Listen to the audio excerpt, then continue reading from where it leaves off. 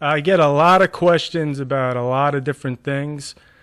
So what I decided to do was answer some of them, some of the better questions more in depth. Because obviously if one person's asking it, there's going to be 100 others asking it, so might as well have it on file.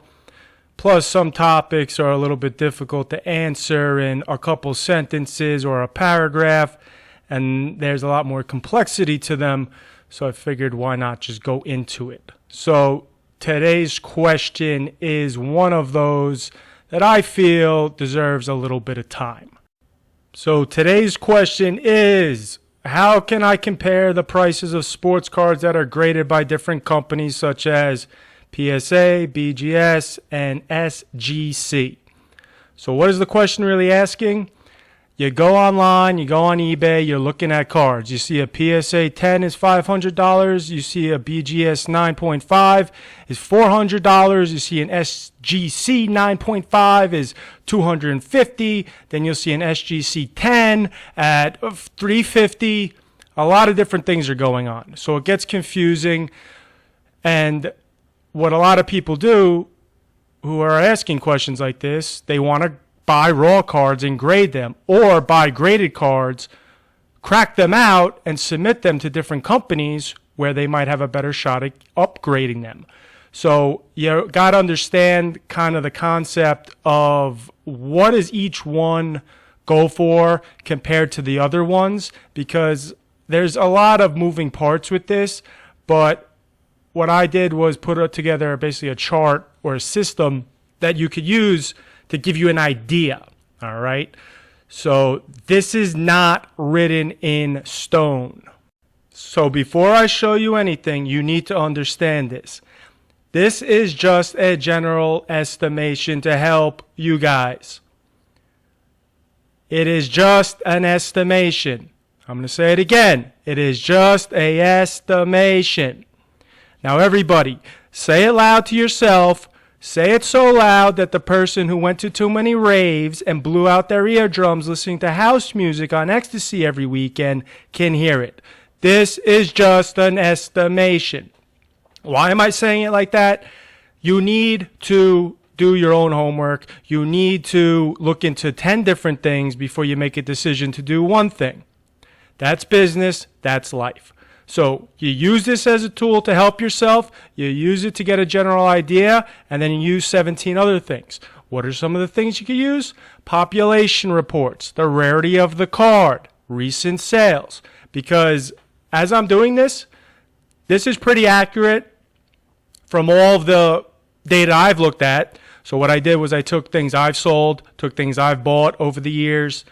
I took recent sales, recent for sale items, and combined everything together with some of the numbers I used to have and some of the numbers that are now showing.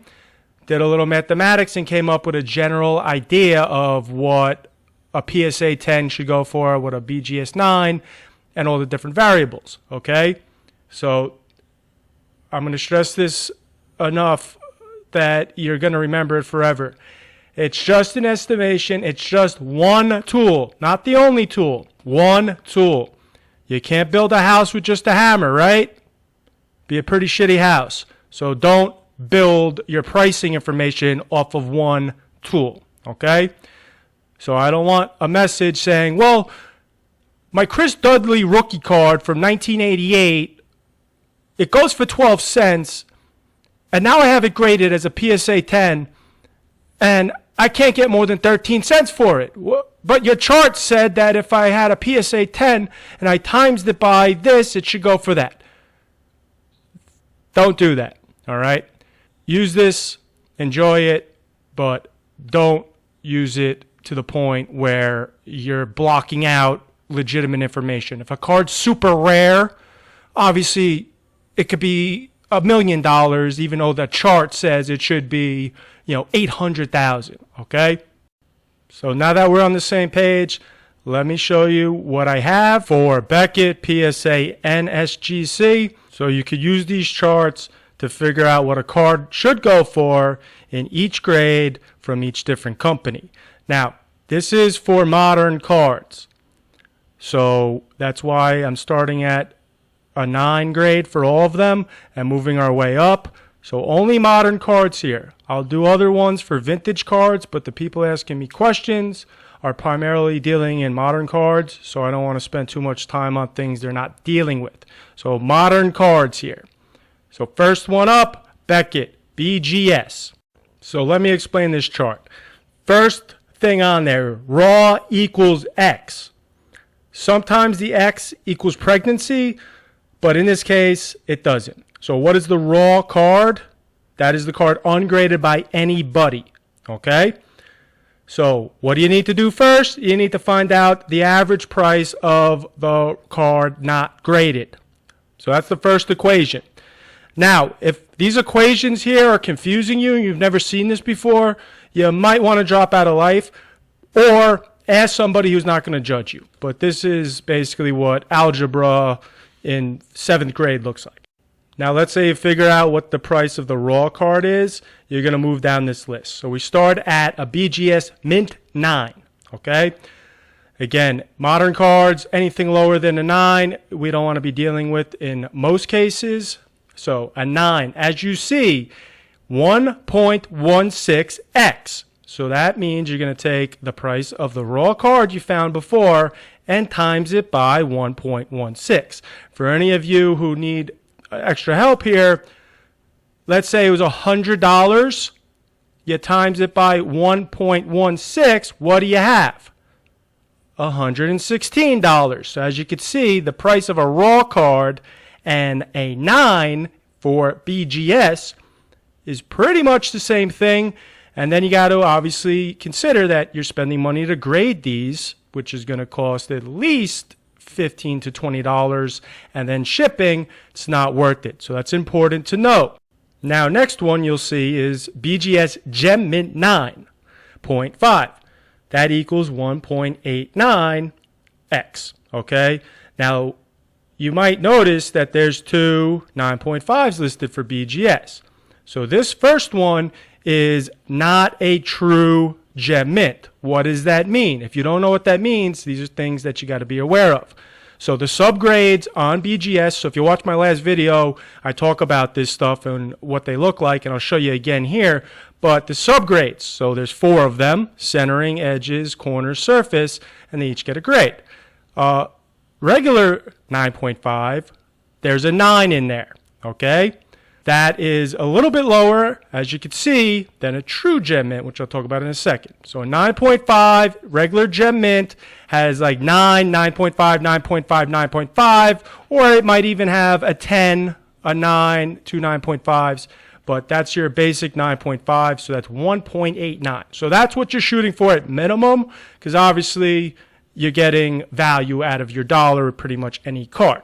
So the next thing, like I was just saying, is a BGS True Gem Mint 9.5. So that means all 4 subgrades are at least 9.5. You could have up to 2 10s in there. If you have 3 10s, you get a 10. So that is more expensive, as you can see, 2.16 times X than a regular Gem Mint. That is very important to know, especially if you're going to be buying graded cards and you see one is cheaper than the other one and you think you're getting the same thing. Wrong, okay? Or if you're selling cards, you just got your first submission back and all of a sudden you're like, now it's time to sell, and you're pricing them and you don't realize that you have a true Gem Mint, or sometimes you'll see it on eBay, a quad 9.5s. You will sell it too low, okay? Don't be mistaken. Understand these things. The nuances of this are very important. Next on the list, you have your 10. BGS, they call it a pristine 10, okay? As you can see, now we have a huge jump, 4.56. Sometimes this is even more. Again, all these things, this is one tool, but this is just a baseline from what I've seen. And we're not talking about super, super rare cards. We're talking about your average cards, like a Zion Williamson base, for instance. Things like that. Even a silver, this will work for. But when you're talking about a $50,000 card, things are different. So with the 10, BGS has a very, very low 10 rate. You don't see a lot of them, okay? So when you get one, you see a huge jump in value from obviously the raw card and the other 3 conditions there that I have listed. So That is big money. You won't be mistaken with the 10. A 10 for pristine BGS has 3 10 subgrades, okay? So you can't be confused there. That's the only option. The next option is the holy grail of basically sports card grading, in my opinion, which is the BGS Pristine Black Label 10. What does this mean? That means every subgrade is a 10. This is super rare, okay? And as you could see, 8x. So if the card's $100, $800. Huge difference in value, and that's why a lot of people, including myself, love to send stuff to Beckett first to have the opportunity to hit that. Because if you do, you're in great shape. Because most of the time it will be the only one that exists, or maybe one of 2, and you can basically set your own price. So again, with something like that, a black label, if it's a 1 of 1 or 1 of 2, and there's no comps, you could kind of throw this out the window. But in general, it's about 8x that you'll get. And if you're looking to buy a black label, the other person's probably not going to know how to price it. So you could use this to your advantage. You could say, hey, listen, the average black label price compared to the raw is about 8x. So I'll give you whatever. Use these numbers to your advantage. Again, some people might not care about them, but at least you have some logic to back up what you're offering. Here are the labels I just talked about. So there's a 9. You see 8.5, 9.5, 9.59. The average equals up to a 9. The autograph grade I'm not going to talk about yet. In these, basically, if you have a 9 on the autograph grade, don't buy the card. Okay? If you submit a card and it gets a 9 on the autograph, you bought the wrong raw card. It might be time to crack it and send it to PSA, but this is another strategy for a different day. So again, we're just dealing with the card grades here. So this is a 9, basically the same price as your raw card is. First, Gem Mint, 9.5. As you see there, 9.5, 9.5, 9.5, and a 9, okay? So this is a little bit less than the next one you'll see, the True Gem. So really pay attention to that. The one thing I left out with this is the no subgrades from Beckett. I haven't really determined how much of a difference it causes in price, but it definitely is less expensive than any of the 9.5s. How much? I still need to look at some more numbers. So this is the True Gem Mint. And again, they don't call it that on the label, as you can see, but that's what it is nicknamed. 9.5s all the way around. When you're on eBay, look for this. When you're selling, make sure you use these numbers to comp, and make sure you post this in the listing. Write quad 9.5s in your listing. Write True Gem. It's sales. Point out the positives. So you sell it faster for more. Then you got your standard pristine 10, 3 10s, and a 9.5. That's what you need to get that. Beautiful card, and obviously something you're looking for. Then the Holy Grail, the Black Label Pristine 10. Only difference between the first 10 and this is all 4 of the subgrades are 10s on the card. So next, Professional Sports Authenticator. If I said that out loud to the common card person, they wouldn't even know what I was talking about. But that's PSA, okay? Only 2 grades we're dealing with here on PSA. They don't have the middle grades. They don't have the subgrades. So this is a little more straightforward. So you, again, raw equals X. Find the cost of the basic raw card. PSA Mint 9. Again, as you see, it's only 1.33 times X. So once you're done with the grading cost and everything, it's going to be hard to make money. So if you're buying raw cards, you want to make sure that they have a chance to get a 10. Not all of them are going to grade 10, but at least have a chance.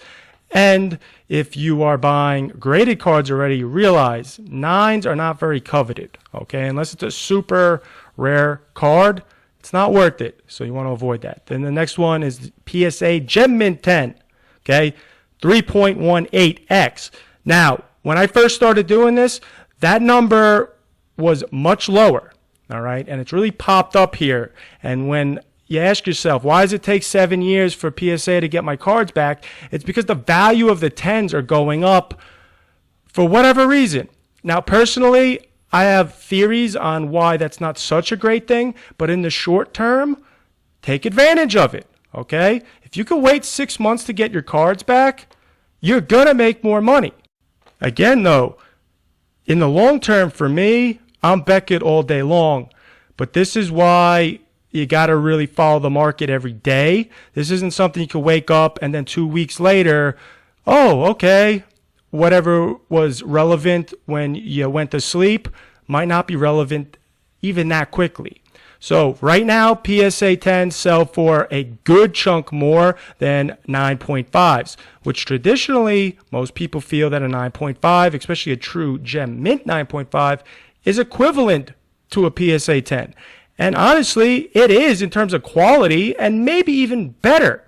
We see the centering on some of these cards is outrageous, but it doesn't matter when you're trying to make money. So you take the opportunity when it's there, you don't argue with it. But if you're in this long term, you got to watch how many PSA 10s are popping out for each type of card. That's where pop reports become very important. And if you're out there buying cards, okay, it is much smarter, in my opinion, to buy, obviously, Beckett 10s if you could afford them. But I would much rather right now have a 9.5 than a PSA 10 if I'm planning on holding it long term, because I truly believe that the numbers will start to reflect that in sales. But when I first started doing this, like I said, the numbers were a lot closer. It was almost even. And now PSA 10s have kind of ran a little bit, but I don't think that's sustainable just because of how many PSA 10s they're putting out there. And eventually people care about the quality of the 10s and the population reports get ridiculous. You don't want to be caught in that mess 7 years from now. So if you're buying the cards graded already, I suggest going with Beckett. If you're not buying the cards graded and they're raw and your intention is to make money in the short term, as long as you could wait for the grading turnaround, which could be 6 months, it could be longer than that, but that is the way to go to make the most money for your dollar, 100% right now today, okay? So let me show you the two PSA labels quick, and then we'll go over SGC, which is an interesting topic in itself. So here we have our Mint 9 from PSA, pretty standard, and then your Gem Mint 10 PSA. You've seen those before, hopefully, nothing new. So SGC is something that, again, is becoming a topic of discussion right now because of the fact that PSA is so backed up even before the coronavirus. Beckett obviously had a shutdown operation for a little bit. They're both working with skeleton crews still, even though Beckett at this point apparently is still pretty much on point with the turnaround times. PSA was a disaster before, and it's even more of a disaster, I'm sure, now.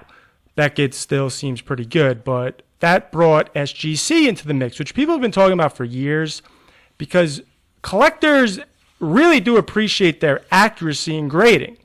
That's something that's hard to argue against them.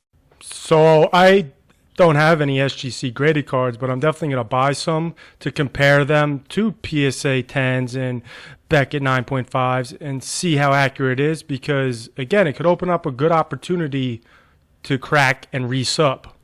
But either way, that's another topic for another day. So let's stick with what the cards go for because I've seen a lot of confusion with this, and I think I kind of know why. So I'll go over this chart just like the other three, but I also want to point out something very important that I think has led to a little misinformation or misreading the market. So what has happened is because they're cheaper and their turnaround times are a lot faster because obviously they're not getting the volume of cards of the other two because look where the volume is. Follow the money. PSA 10s go for the most money, then Beckett. PSA is the busiest, Beckett's second, SGC's third. But we have to talk about them because it could be something really interesting moving forward with them. So you have different grades here, which you might not be familiar with on SGC. So again, the raw equals X. Now, Mint 9. So SGC used to grade out of a 100-point scale, but they wanted to make it easier for people, so they went to the standard 1 through 10 scale. So a Mint 9, as you can see here, it's worth basically less than a raw card. Now you might say, how is that possible? At least it's a 9, you know what it is. That's great, But when you have a card graded already as a 9, and this goes for all three companies, you're taking the kind of hope that the card could grade well away from somebody. So you're representing it exactly how it is, which is great, but a person might want the chance to find out for themselves. So they would rather buy a raw card and take a shot than to already buy a 9. So you see Beckett and PSA at least has a little bit of value, very small, but after the grading fees, really nothing where you can make money. But SGC actually loses money if you get a 9. So that's something to really keep in mind. The next grade is a 9.5, which you see it says Mint Plus, which to me is a little lazy and not great marketing. Mint Plus just doesn't sound right. It doesn't look right, but that's what they do. So basically, this grade is, according to them, comparable to the 9.5 from Beckett. And if you want to take it one step further, they want to say that basically PSA 10s, Beckett 9.5s, and our 9.5 Mint Plus are all kind of in the same boat. The big problem, though, is from all the data I've seen, they don't go for nearly as much money. Now, what I did, to be fair, was I took some obscure cards that I found graded by SGC in these grades, and I also took high-end cards. I took different sports, and I mixed it together so that I could get more of a realistic number, and this is what I found. So I'm sure you could go find, like, hey, look, this comp is comparable. But on average, this is what it is. And you need to be aware of that. And not because I'm telling you not to buy SGC cards. What I'm saying is, if this is the case overall, which I've seen, getting them for this price, 1.30x, which is basically equivalent to the price of a PSA 9, this is a great opportunity, if they are as accurate as everyone says in their grading, to buy at a cheap price, crack, resub to Beckett or PSA, and make money.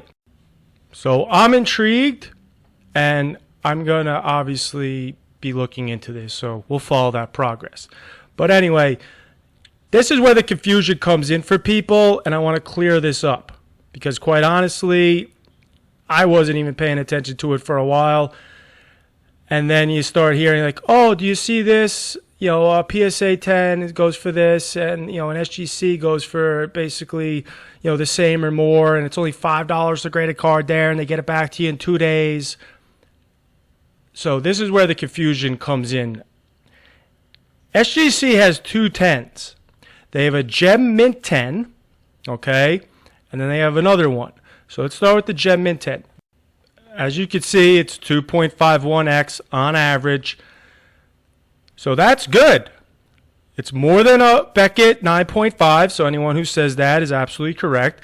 It's not quite as expensive right now as a PSA 10, but it's in the ballpark, okay? And again, for their grading fees and their turnaround time, it might be worth it. The problem, though, is, at least for me, is the grading standards are basically for a Gem Mint 10 are between a Beckett 10 and a PSA 10. So the centering, they want Beckett standards, 55-45 to get a 10. Where PSA, one of the main things people use PSA for is if you're a Prism card or Optic card, a little off center or even a lot off center, sometimes you send it to PSA and you could still get a 10, because PSA, it's not that they don't care about centering, it's that they don't look at it as heavily and weigh it as heavily as the other issues with the card. So PSA is about 60-40, sometimes that stretches a little bit. Beckett is 55-45 to get a 10 overall on the card, no matter what you're doing. So the fact that an SGC Gem Mint 10, their standards are Beckett's hardest thing, which is the centering, and then PSA's hardest thing, which I'd say probably is the corners, combined, makes it unlikely you're going to be getting a 10 from them.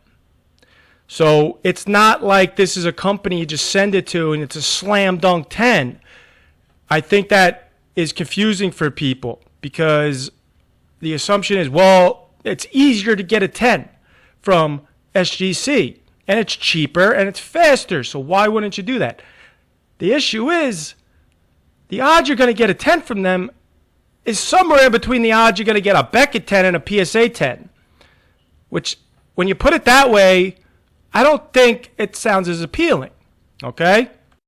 Especially when the payoff doesn't match the effort in this case.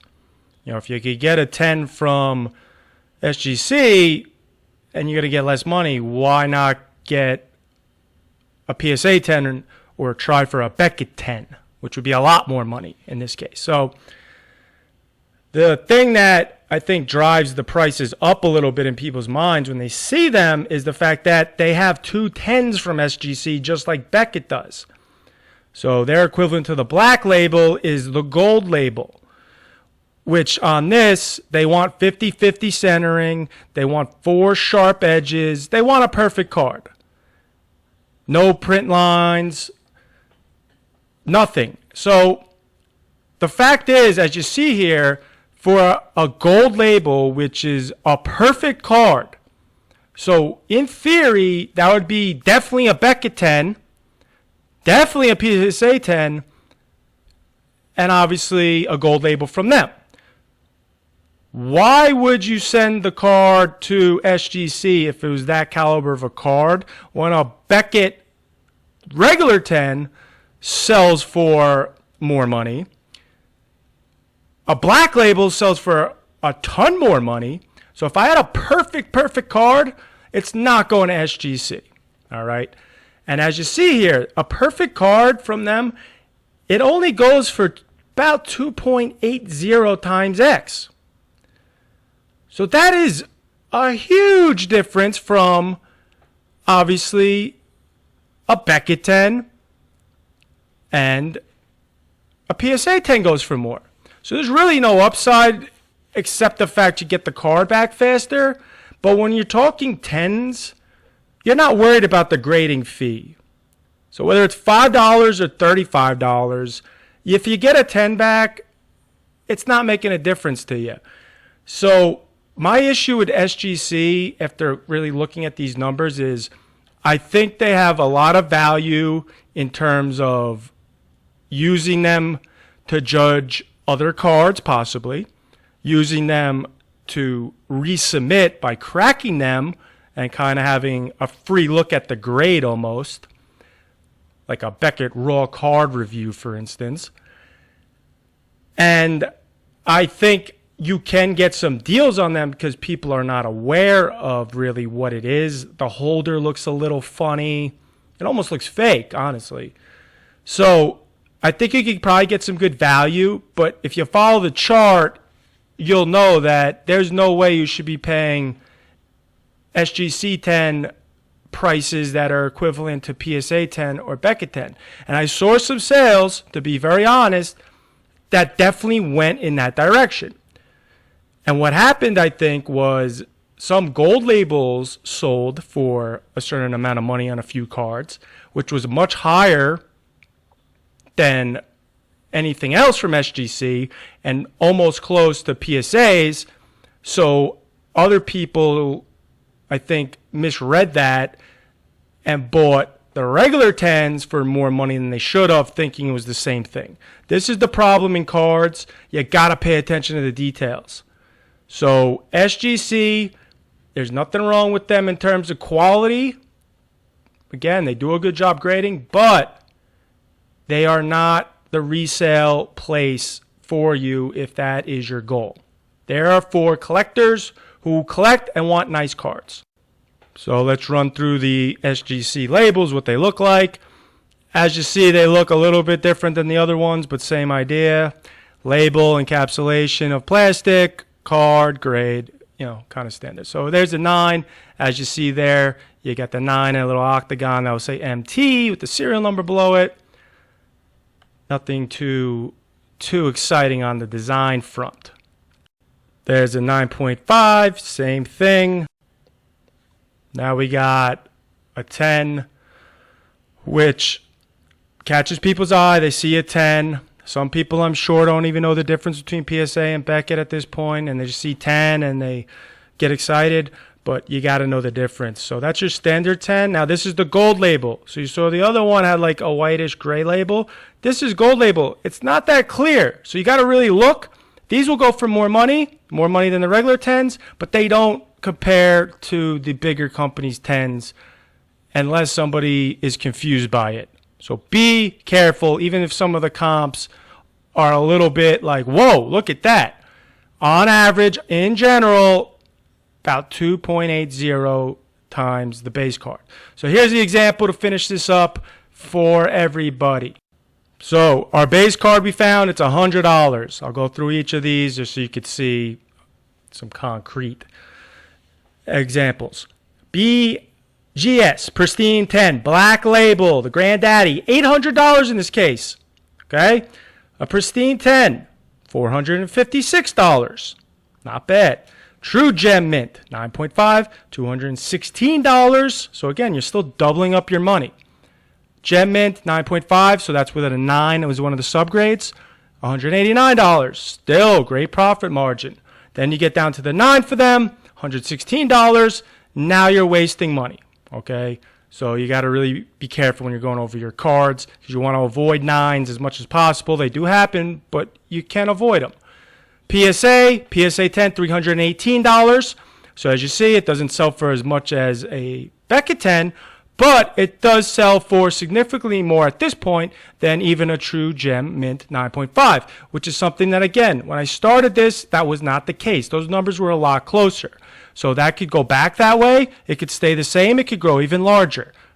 That's why you got to pay attention to this stuff every day, every week. Then for them, you obviously have the 9, a little bit more expensive than a Beckett, but PSA 9, BGS 9, they both mean the same thing. It both means that you wasted a little bit of money, which is fine. You'll learn from it and move on.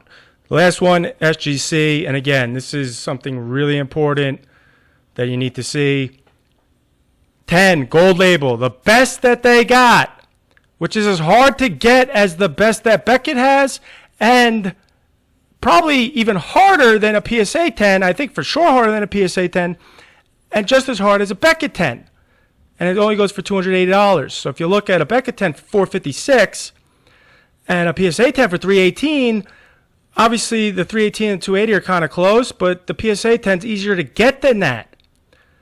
So why risk it?